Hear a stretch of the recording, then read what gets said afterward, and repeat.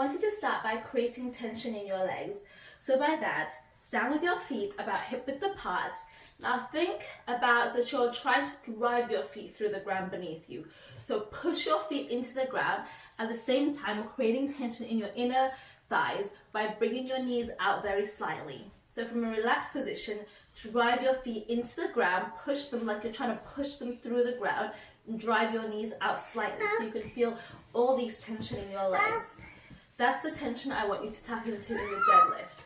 So people often think of the deadlift as a pull, and I want you to think of it in this case as a push, as a pushing exercise. So you're going to push through your feet to lift the weight.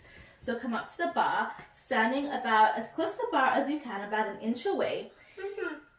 Keep your knees soft and push your hips back. A deadlift is a hip hinge, so I want you to think about hinging from the hips rather than bending from the spine.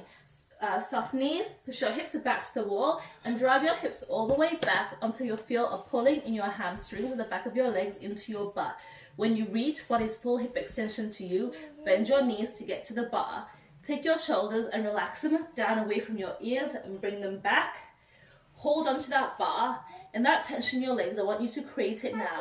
So think about driving your feet through the ground beneath you and bringing your hips back forward forward to stand. Push your feet through the ground and keep your hips forward. So you're not pulling on the bar, you're just holding on to it. Reverse the action down. Push, drive your feet through the ground, create tension in your legs, bring your hips forward.